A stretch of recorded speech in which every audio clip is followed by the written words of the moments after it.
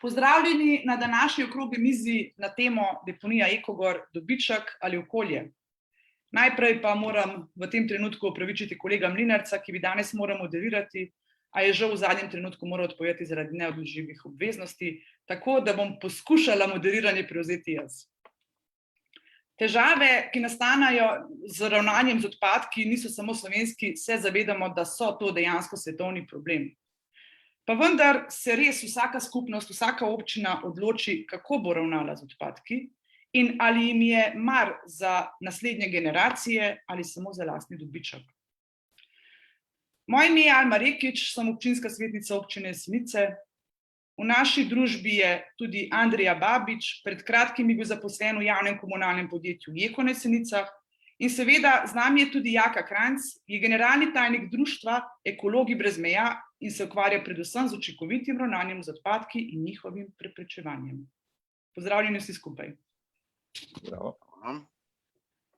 Na Jesenicah imamo ogromno okoljevarstvenih težav, če temu lahko tako rečemo. Ena se veže direktno na našega koncesionarja, obdelovalca mešanih komunalnih odpadkov, Cero Ekogor. Ta je predvsem nezmožen odvažanja obdelane lahke frakcije in s tem se posledično ta lahka frakcija kopiči na občinski parceli. Zaradi tega prihaja do konstantnega uničevanja podtalnice, odpadne vode zaradi raztrganih bal, ki seveda nekaj živali raztrgajo, nekaj razpadejo, pronicajo v podtalnico. Največji problem je pa neznosen smrad. Potem pa imamo seveda tudi težavo na sami deponiji odpadkov v lasti občine Jesenice, za katere skrbi javno komunalno podjetje Eko. Na sami deponiji vidimo največjo težavo v zasuvanju plastike, nepravilno odlaganje azbesta ter kopičenje ostankov mešanih komunalnih odpadkov, ki nastanejo pri obdelavi le-teh. Zakaj prihaja do kopičenja mešanih komunalnih odpadkov? Predvsem zaradi načina sortiranja koncesionarja Ekogor. Mešani komunalni odpadki se pač dajo na trak, vse, kar pade s traku dol, se šteje pod lahko frakcijo, vse, kar ostane na traku, se zabeleži kot težka frakcija in gre na samo deponijo. Kar mene zelo nekako moti, mene kot občinsko svetnico, kot občanko, je predvsem to razmerje, ko gledamo masne tokove. To razmerje, ki ga prikazujejo vedno 50-50, se pravi 50% je lahkih in 50% težke frakcije, kar je zame nekako čudno, no? Ne more biti to vedno neka konstanta pri obdelavi mešanih komunalnih odpadkov. Zato bo moje prvo vprašanje kar naslovljeno na Jaka tebe. A je tebi razumljiv tak podatek? Mislim, če bi bil to podatek mogoče za en mesec ali pa za eno leto, bi rekel, vsake toliko časa seveda statistično možno, da pade tudi na neko okroglo vrednost, kot je pol-pol, ampak čudno je tudi z vidika, da gre za lahko pa za težko frakcijo. To pomeni, če je razmerje masno pol-pol, pomeni, da je volumensko razmerje mogoče 1:2 ali pa 1/4 proti 3/4. Tako da to so kar velike razlike v resnici. Tako da ja, nenavadno.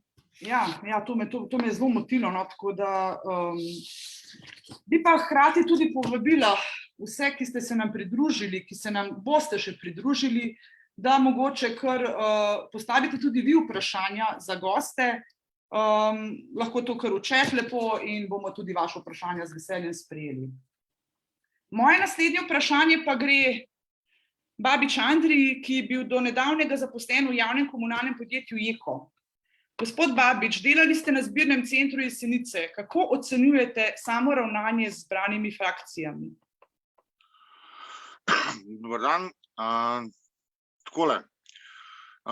Jaz sem bil na zbirnem centru zaposlen 2 leti, pa še malo.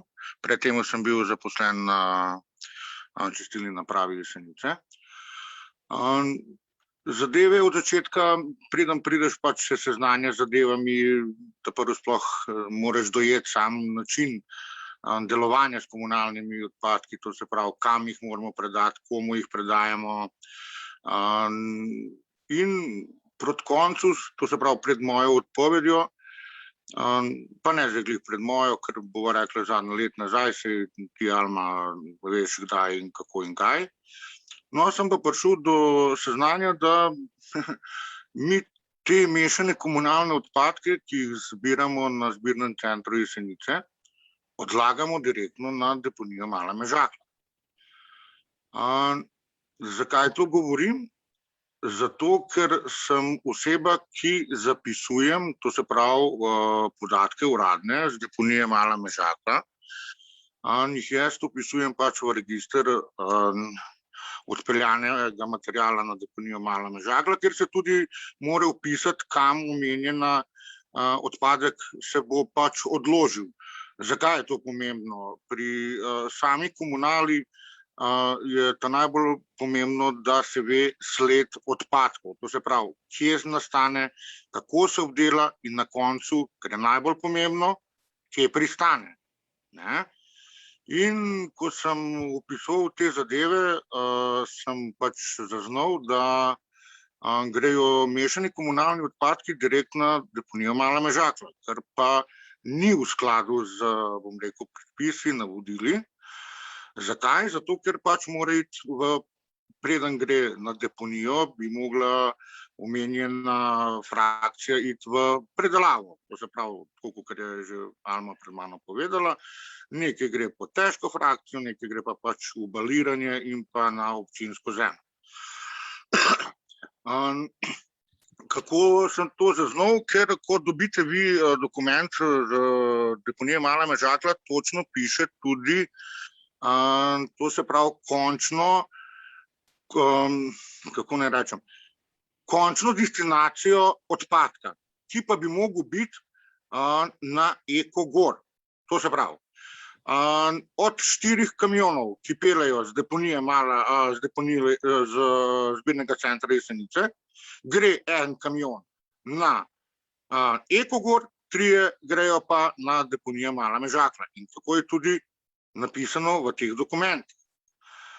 Ko sem začel na te stvari opozarjati, ker mi je nesmiselno samo delo komunale, če sem nadzornik na zbirnem centru, kjer moram paziti in sem zato odgovoren, kam gre kakšna frakcija, da ljudje opozarjaš na pravilno razvrščanje, veste, da takoj pride tudi do kakšnih konfliktov in pa, mislim, brezveznih pregovarjanja. Na koncu pa ugotovimo, da pride naš kamion zjutraj ob 7, 8, seveda preden začnemo mi z delom, in lepo vse te frakcije, ki so bile že posebej razvrščene, dajo spet na isti kamion in ga odpeljajo na deponijo Mala Mežakla. Na moje vprašanje svojemu nagrajenemu, zakaj to počnemo, je bil odgovor, ja pa namo še to plačevali. Seveda sem videl. Zdaj pa bi vas kar zmotila, pa bi kar uskočila mogoče v samo besedo. Sama sem bila tudi priča, da ravno v tem razvrščenem stanju ponovno naloženo na kamion, sama sem tudi sledila kamionu na deponijo, kjer se je to pač lepo samo streslo skupaj. Dejansko ste dobili odgovor nadrejenih, da pač ne bomo plačevali še za to, ali kako? Če sem vas prav razumela. Ja, prav sem razumela, ker sem hotel s tem pač nadrejenemu opozoriti ga na te nepravilnosti. Seveda sem ga z druge strani tudi mogel opozoriti, ker ti sama tudi veš, si sama ujela to in sama prišla do tega podatka. Seveda, vkolikor jaz tega ne povem, prevzemam odgovornost na sebe, kar pa ni moja odgovornost, ker jaz se tega ne grem. No, seveda je bilo nadaljnje ugotovljeno, zakaj se in kako se tako dela. To je ustavljena praksa javnega komunalnega podjetja Jesenice. Da boste razumeli, vsa frakcija, ki gre ven iz zbirnega centra Jesenice, mi imamo vago in imamo tehtalnico in vsaka roba, to se pravi vsak material, ki gre ven, za bilo katerega drugega prejemnika, se pri meni zvaga, se izpiše tehtalni list, se podpiše in seveda to je dokument, ki ga mora imeti voznik pri transportu določene frakcije, ker drugega dokumenta nima. No, potem sem pa ugotovil, da pa kamioni, to se pravi, ki pa grejo z zbirnega tovorna vozila, ki pa grejo z zbirnega centra na deponijo Mala Mežakla, ga pa jaz ne vagam in tudi ne izdajam dokumentov. Seveda mi je bilo jasno potem, zakaj. Zato, ker je zapeljano na tak način, da gre kamion gor, gre ta prvi razložiti, seveda gre na vago, stehta, gre na deponijo razložiti, šele ko se pripelje ven z deponije, pa reče gospodu na tehnici, kaj je pripeljal. To se pravi, lahko rečete, da ste pripeljali ne vem kaj, da ne bom nesramen, rečete pa ste pripeljali kosovni material. Imamo, na primer, tudi dokumente, ko pošljem ven trdo plastiko, tekstil, ki ne bi smel iti na deponijo Mala Mežakla. Zakaj? Zato, ker nimamo teh dovoljenj. To zdaj, ali mi se s tem rešujemo nekateri problem, ne vem. Vem pa po zakonu, da ne sme iti gor. Zakaj? Tako sem s takratno še zaposleno Tamaro Hriber, kjer je bila vodja deponija Mala Mežakla, vprašal sem, rekel, zakaj se meni na mojemu dokumentu, ki ga dobim za vpis v moj register robe, ki je šla ven, vpišem trdo plastiko. Ko pa pridete vi z vašim dokumentom, je pa dokument kosovni material. Sem rekel, to, da med 7 kilometri od centra do deponije spreminjate, to se pravi vrsto in pa številko odpadka, je nesprejemljivo. Zakaj? Zato, ker se na zbirnem centru preneha sledljivost odpadka, kar je pa v nasprotju z zakonom. Hvala, gospod Andrija. Moram reči, da sem tudi sama na občino zdaj že, pa lahko rečem, skoraj pol leta, če ne še več, sama naslavljam vedno znova isto vprašanje, ker imam dokumentacijo v rokah, kako mešani komunalni odpadki iz zbirnega centra, ki bi morali seveda iti čez sortirnico, gredo tudi na deponijo, vedno znova dobim nasprotujoče podatke, trditve, da gre vse čez Ekogor, čeprav imam v rokah dokumentacijo, da gre tudi na deponijo. Tako da, Jaka, ali smatrate, da se lahko prikrijejo določeni odpadki? No, zagotovo. Vemo, nažalost, tudi iz drugih zgodb po Sloveniji, da tudi državna inšpekcija šepa pri nas. Verjamem, da ste to vpletli noter. Imamo na državni ravni ta sistem za sledenje odpadkom skozi te tehtalne liste in se morajo jemati. Ampak ne vem, kdaj smo nazadnje v resnici dobro pregledali te podatke, ker mogli bi imeti sistem, kako bi rekel, dvojnega računovodstva, ker podatke imamo in o prejemu in od obdaji in se bi lahko vse preverilo, a to štima, pa očitno da tega ne prihaja, ker bi bil ta kristalno jasen primer tle na Jesenicah. Se strinjam. Jaz bi samo še nekaj povedal, če lahko dodam v teh dokumentih, ko se gremo. Da se dokazati, samo ko enkrat to omenite, se vam zamenja računalnik in pa komplet tehtalni sistem. Toliko o temu, da veste, da točno vejo, kaj delajo, brišejo dokumente, ko enkrat pa pridete do tega, da vam brišejo z vašega računalnika, seveda ne morete teh stvari dokazati, če nimate predhodno, če niste se nekaj pač shranili, sploh ni dokazljivo. In to oni dobro vejo, zato tudi tebi, Alma, konstantno pošiljajo drugačne in pa seveda zlažirane podatke, seveda to treba povedati. In vsakič na vsako tvojo zahtevo ti grejo na nov pisati papirje, ker sama vidiš dobro, da se to dela.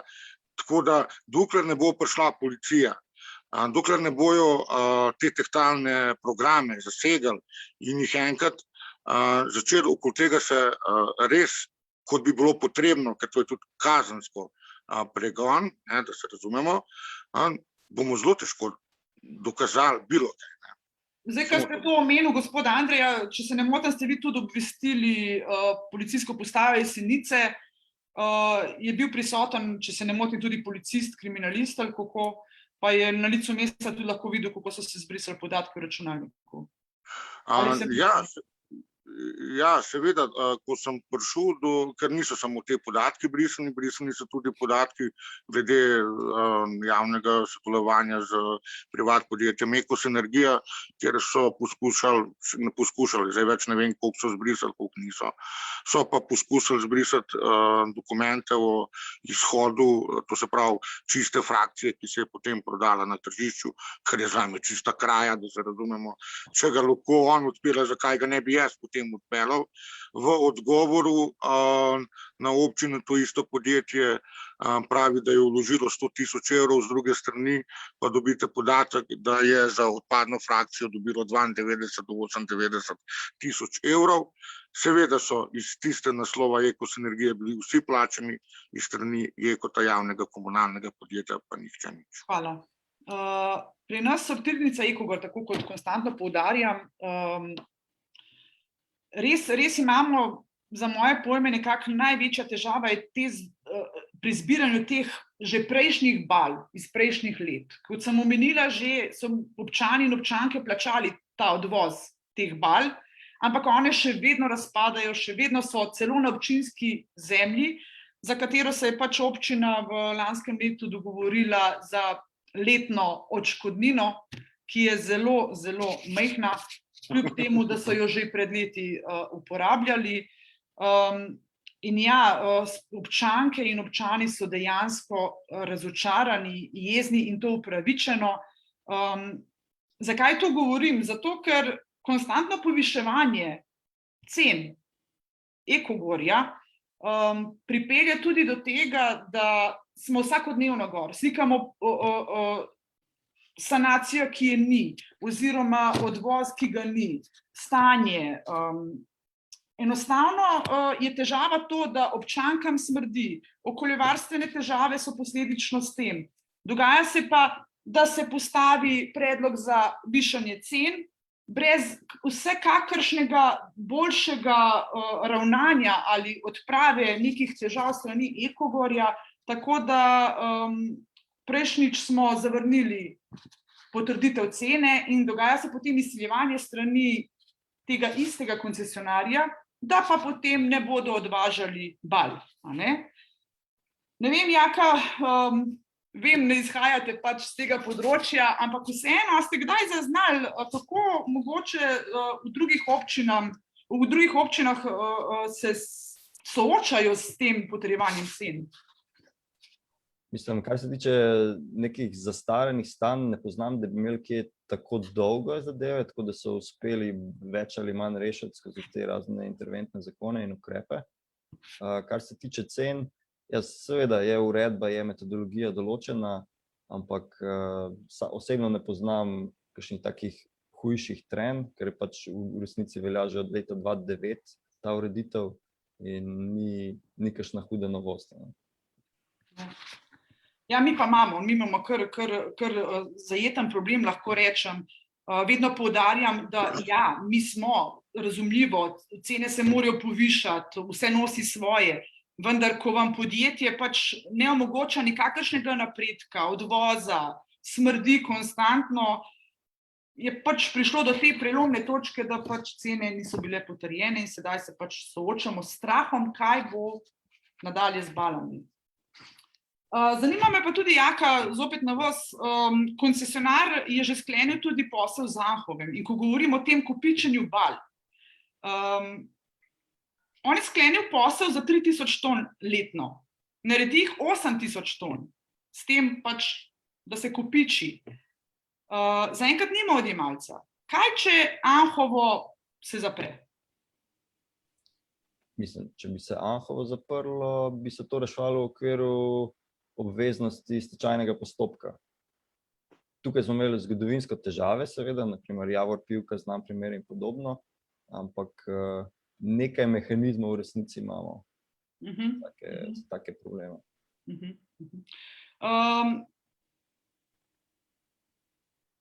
Kakšno je stanje, recimo v Sloveniji, z ravnanjem z azbestom pri nas? Ja, tukaj tudi ni neke dolgoročne vizije in če bi rekla, ampak dolgoročno vizijo, kdo jo pa ima, po kateri, ne vem, zahodnoevropski državi bi se mogli izgledovati. V resnici se ni treba po zahodnoevropski. Pogledamo Poljsko, ki se je odločila na ravni države, da hoče do leta 2030 doseči sanacijo. Mi smo se azbestu odrekli dokončno leta 96, 25 let nazaj, ampak ker je tako nevarna spojina, v bistvu še vedno nismo dosegli tega vrha njegovih posledic. In v resnici je ocena, da tretjina slovenskih streh je še vedno iz azbestno-cementnih materialov, pa kakšna 15% cevovodov. In tukaj ni nekih dobrih novic, razen mogoče to, da vsaj kar se tiče cevovodov, študije kažejo, da ni nekega izločanja v vodo samega azbestna problematičnega. Tako da voda, ki teče v takih ceveh, je še vedno enako pitna, varna, zdrava. Je pa seveda problem, ko bojo te cevi dotrajne, jih bo treba menjati, tako kot na strehah, bojo seveda precej izpostavljeni razni gradbinci, monterji in podobno. Tako da tukaj na ravni države nimamo strategije, lahko bi si podobno zastavili cilj tudi če do leta 2050 ali 2070, na drugih odlagališčih še vedno najdemo ogromno raznih salonitk, ampak azbest je v resnici prisoten tudi v talnih kritinah, v zavesah, v vse živejnih izdelkih in je eno tako staro breme, ki ga po malem kar ignoriramo. Tudi če pogledamo mogoče, kako različne občine ravnajo, so zelo različno prijazne do uporabnikov, kar se tiče cen, recimo za odlaganje azbestnih odpadkov. 2 leti nazaj smo naredili en tak pregled po celi državi in se je izkazalo, da je precej raznoliko. V večini občin so seveda plačljivi, ker je ravnanje z njimi drago, večina občin nima kapacitete za to in delajo to neki zunanji potem izvajalci, ampak je vseeno v 23 občinah je ta oddaja ali brezplačna ali pa močno subvencionirana. Ravno zato, da ljudi spodbujajo, da se tega znebijo, da pač se postopoma rešimo tega problema. In mislim, da je v tem prihodnost, ker pač nekatere občine seveda delajo na lastnih javnih zavodih ali pa imajo zbiralne akcije, pa je brezplačna oddaja mogoče tistikrat, ampak količine so enormne v resnici in prej, ko se jih lotimo, prej se bomo dolgoročno znebili tega problema. Potem prej bo tudi manj težav s tem azbestom na odlagališčih, ker sicer poznamo tudi neke kemijske postopke za deaktivacijo pa take zadeve, ampak seveda, ker nimamo tukaj neke razširjene odgovornosti ali pa kaj podobnega, so ti postopki predragi in se večinoma vsi azbestni izdelki odlagajo. Ja, moram se strinjati, da tudi sama recimo opažam na samem našem odlagališču v bistvu neprimerno ravnanje s samim azbestom in ko vidite tisti razmetan azbest na tleh, je kar grozno. Jaz priznam, da me je strah azbesta. Zato sem vas to vprašala, ker enostavno ne vem, kako se lahko soočamo s takimi enormnimi količinami. In zato sem vas vprašala, pač, kako dolgoročno sploh gledati na to, kaj narediti, kako se soočati. Ja, bomo imeli tukaj veliko dela, dejstvo. Zdaj pa, ko govorimo o dolgoročnem reševanju težav, pa vas sprašujem, kako po vašem bi morali dolgoročno rešiti težave ravnanja s komunalnimi odpadki, da ne bi prihajalo do takih nepotrebnih težav? No, kot smo že uvodoma ugotavljali, tle velik problem lahka frakcija, torej predvsem embalaža, predvsem neki plastični izdelki za enkratno uporabo in očitno je, da imamo težave z odpadki, zato ker so prepoceni oziroma za njih plačujejo napačni ljudje. Govorimo o razširjeni odgovornosti proizvajalca kot konceptu okoljevarstvenem, mislim, to pomeni, da pač mora proizvajalec poskrbeti za izdelek ne samo do točke, ki ga on proda kupcu, ampak tudi do konca njegove življenjske dobe. In na primer pri embalaži smo v zadnjih letih, ko smo imeli res hude težave po celi državi, ugotavljali, v resnici proizvajalec plača mogoče za tretjino vsega stroška ravnanja potem z odpadkom. In imamo na srečo Evropsko unijo, ki nas sili tukaj v napredek. Spremenjena direktiva zdaj določa, da mora ta pokritost biti 100% ali pa izjemoma, res izjemoma 80%.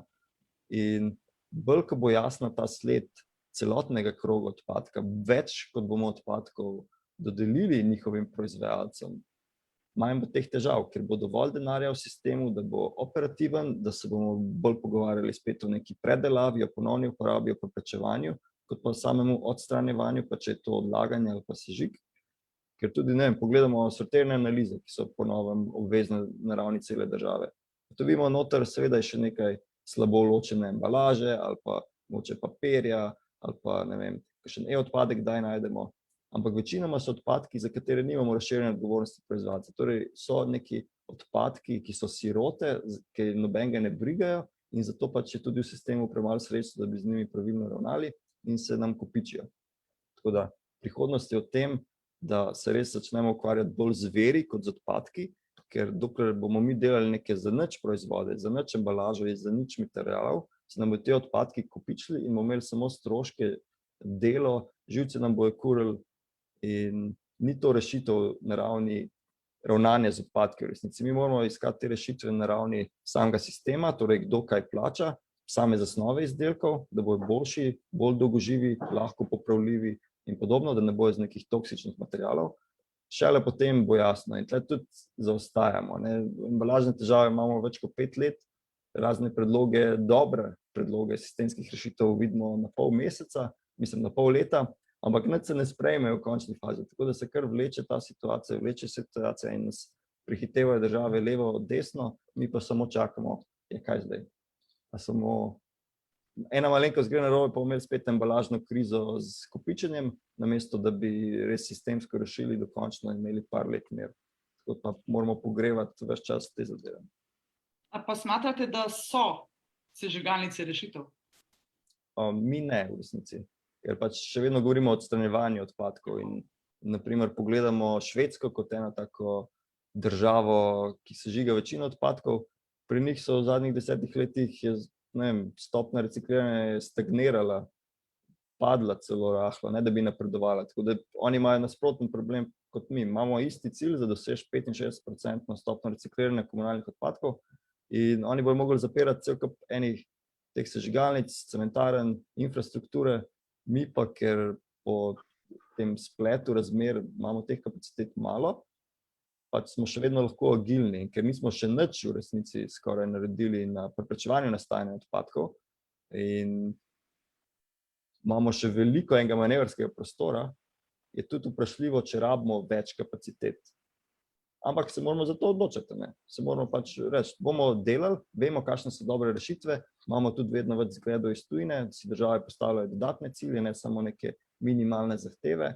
In se da veliko, imamo na lokalni ravni dobre primere, pač znanje je, tehnologija je, vse se da, ampak pač ta politična volja manjka. Se strinjam. Skratka, dejstvo je, da smo ljudje tisti, ki ustvarjamo odpadke in smo ljudje tisti, ki moramo tudi pravilno ravnati z njimi, biti osveščeni, prenašati to seveda na naslednje rodove in osveščati vse ostale okrog sebe, pa vendar se kopičijo in kopičijo. Tako da velik del lahko rečem, da smo krivi sami. Naslednje dele krivde prevzemajo določena javna komunalna podjetja, zasebniki, žal z neprimernim odlaganjem, razvrščanjem, sortiranjem in neodvozom. Zato se ustvarja, predvsem na Jesenicah, govorim pač za Jesenice, žalostno je, ko greste pod samo deponijo in ljudje živijo v neznosnem smradu. Konstantno se pritožujejo, ne morejo narediti nič. Res je grozen občutek, roke imaš zavezane, potem pa te dejansko srce boli, ko se poviša cena obdelave odpadkov, bale stojijo gor in ja, smo nekako stisnjeni v kot, tako bom rekla. Kaj pa porečete na delovanje inštitucij, kot so okoljevarstveni inšpektorati? Odzivno. Mi imamo z njimi mešane izkušnje, z lokalnimi inšpekcijami, medobčinskimi inšpekcijami imamo boljše kot z državnimi. Seveda imajo mogoče lažjo nalogo, ker imajo drugačne zadolžitve, ampak ja, ko naprimer pomagamo posameznikom prijavljati naprimer divje odlaganje ali pa podobne zadeve glede smrada, so pogosto pač je odgovor v redu, to letos ni naša prioritetna naloga, niti ne veš, se postopek v resnici začel, ni vključevanja. V bistvu vse poznamo to nomotehnično ali pa pravno metodologijo, kako moraš napisati prijavo pa vse te zadeve, da boš vključen v postopek, pa da te obveščajo, ampak do tega redko pride. Tako da zaključenih postopkov je malo. Tudi, naprimer, smo imeli v Ljubljani eno ogromno divje odlagališče več kot 10 let, pa je postopek tekel po moje prav toliko časa, dokler ni bil par let nazaj šele rešen. Ne. To so dolga čreva, sicer res kdaj stvari zakomplicirajo mešano lastništvo in podobno, ampak v končni fazi okoljskih inšpektorjev na državni ravni je približno 50, imajo vedno več zadolžitev in tudi ne more biti povsod, tako da po svojih tudi razumem, da se otepajo dodatnih nalog pa nekih iniciativ s terena, ker pač se ne vidijo ven. Verjamem, da je mogoče tudi se da še kaj narediti na njihovi učinkovitosti dela, ampak se mi zdi, da brez tega, da bi del tega nadzora okoljevarstvenega predali naprej, ko bi rekel, crowdsourcali recimo, ne, da pač imamo tudi posameznike druge izven nekih formalnih ustanov, ki imajo del pooblastil za take zadeve, da lahko pomagajo pri tem. Saj imamo koncept okoljevarstvenega nadzornika, ampak v resnici bi rabili po celi državi mrežo, da bi lahko v resnici naredili ta sistem učinkovit, ker imamo ogromno gozdov, ogromno jam, teren je raznolik in skrit karkoli je v Sloveniji trivialno praktično. Ja, Potem pa seveda so še te zadeve, da zakonodaja pomanjkljiva v smislu mogoče smrada, pa kakšnih takih težje primerljivih zadev.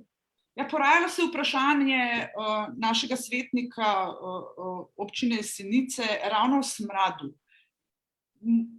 Kako umiriti občanke in občane, ki živijo tik pod deponijo in se soočajo s smradom, je bilo zastavljeno z njegove strani vprašanje, ali bi se jim dalo lahko neko odškodnino, kakorkoli, takrat je bil odgovor ne, ampak mislim, da je prišlo do podatka, da pa se da.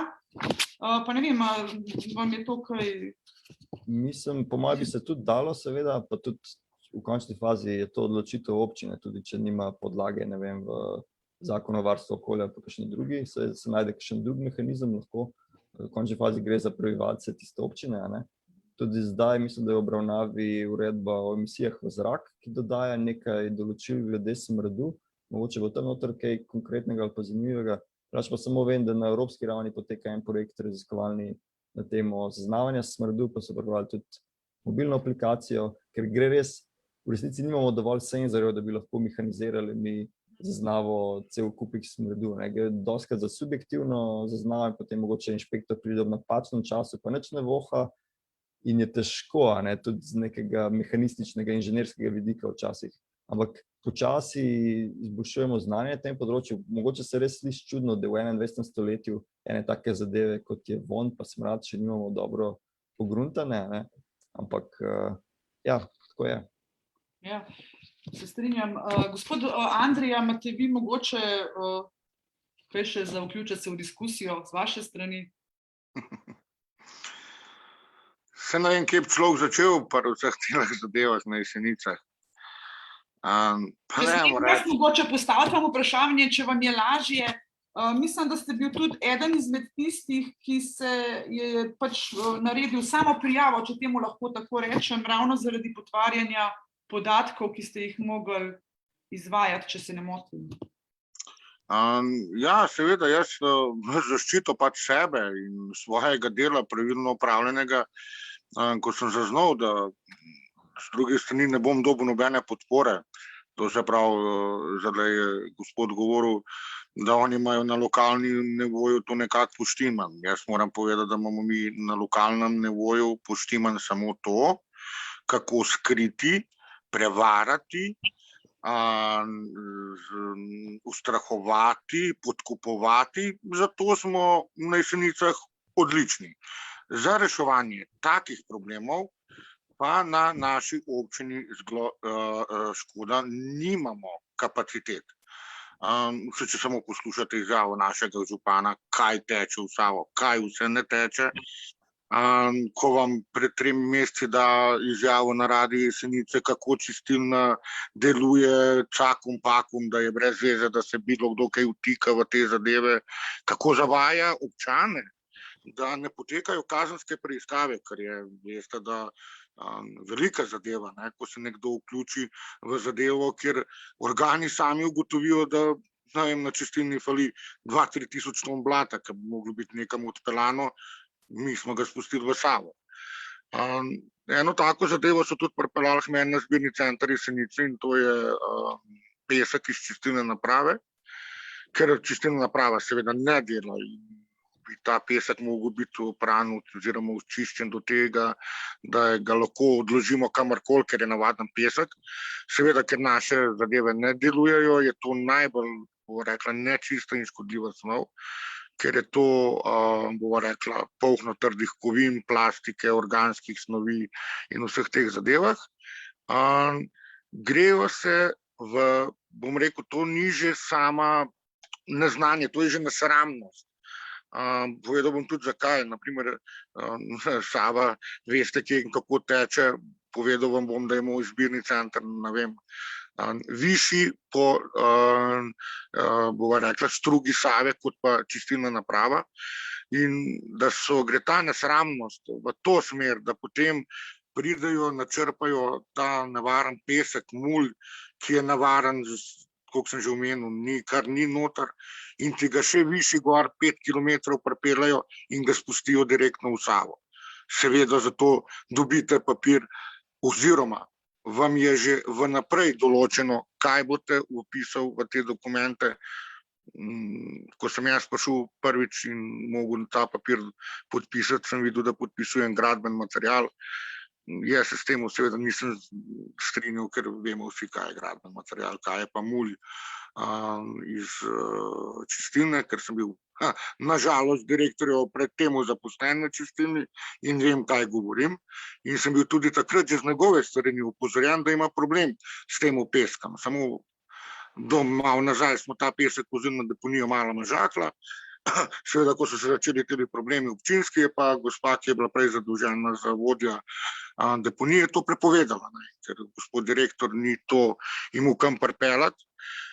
Jaz sem v predhodnosti že tudi sam opozarjal na določene nepravilnosti, verjetno to probo izkoristiti, da mi bo tako rekoč nekaj potunkov, ker bom jaz podpisal neki dokument, ki bo, ne vem, Alma Reki čez pol leta vprašala na občino Jesenice, kdo je pa pripeljal pa podpisal do dokument, bom verjetno jaz odgovoren za to, ker to nisem hotel biti, ker to ni moj namen, sem zadevo prijavil na policijo.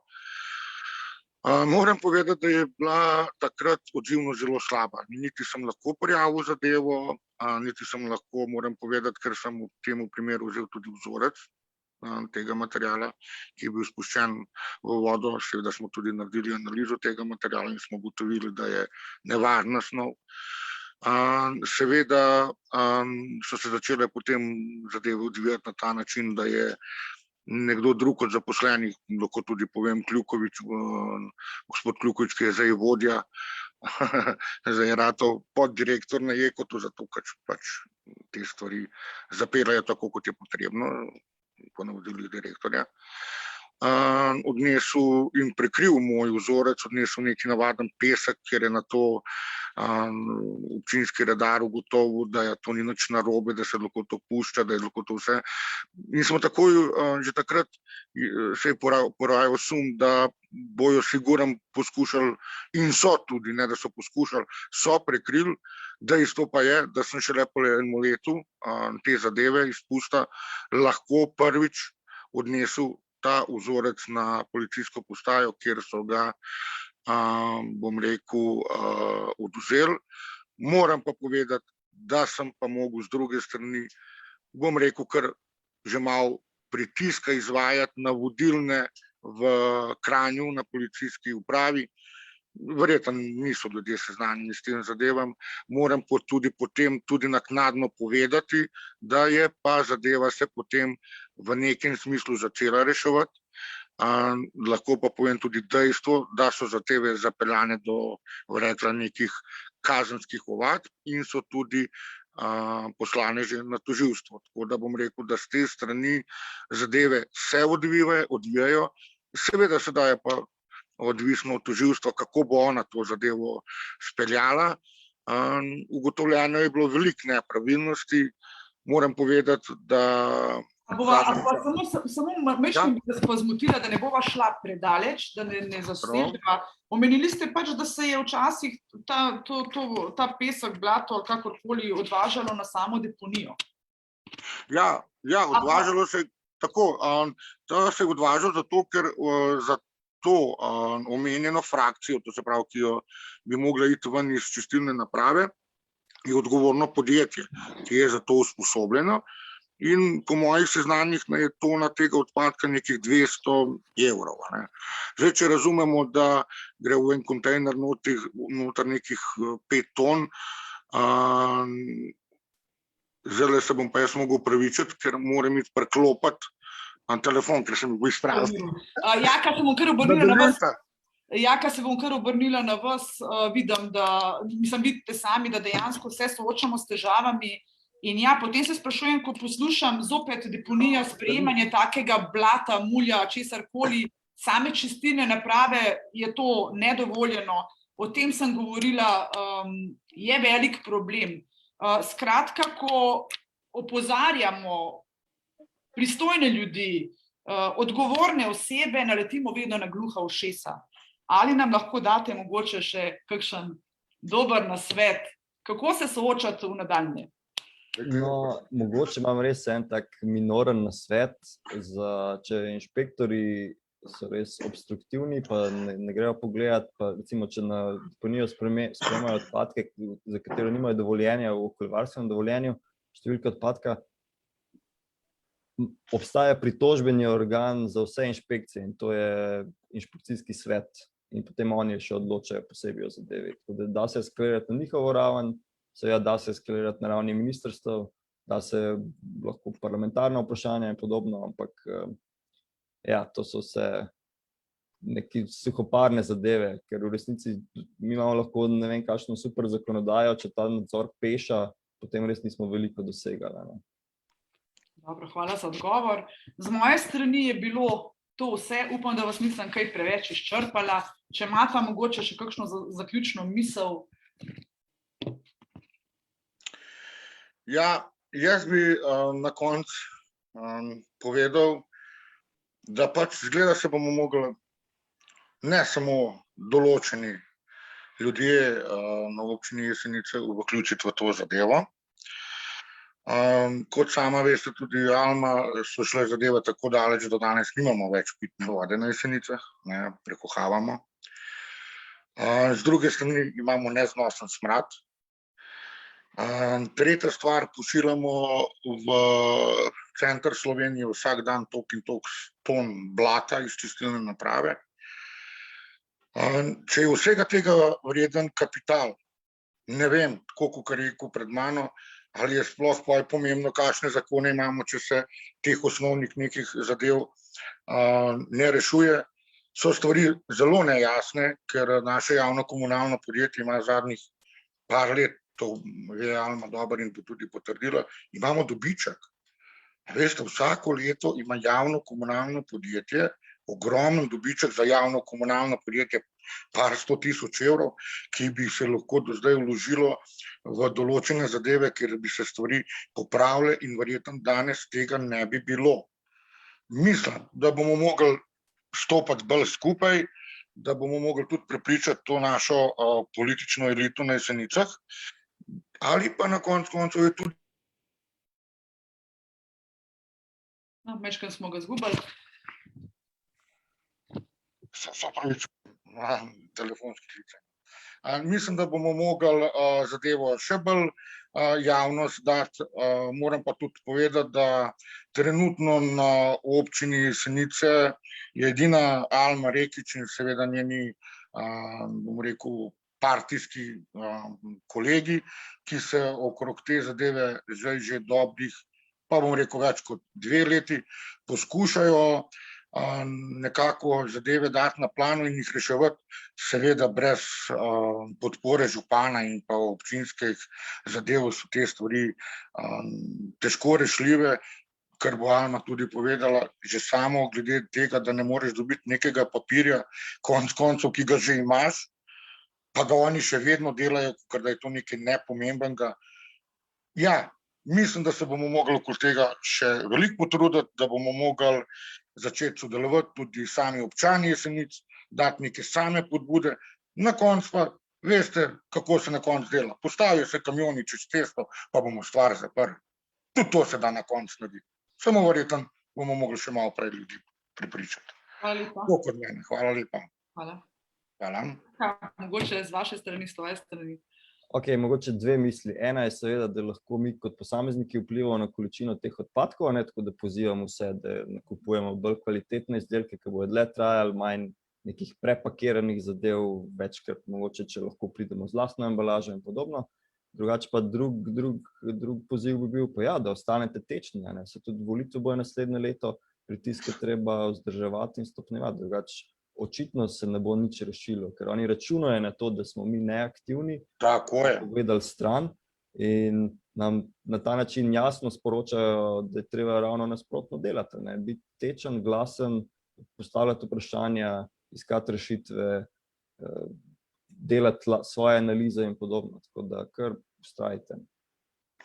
Jaz bi rad samo še nekaj dodal, sekundico.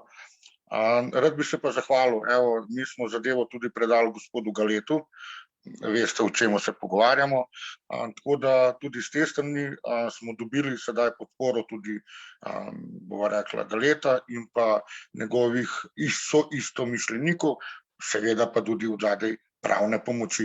Tako da bi se rad res zelo zahvalil tudi gospodu Galetu, ki kar nekaj časa nam tudi pomaga pri teh zadevah, seveda se je on šele na koncu vključil, bi mu pa rad res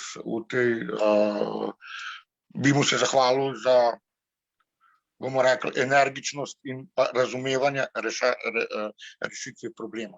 Tako. Hvala lepa. No, z moje strani, jaz osebno si za naše Jesenice želim predvsem osveščenosti, pravilnega ravnanja s strani občank in občanov. Želim si, da naše Jesenice ne postavimo samo v korist dobička.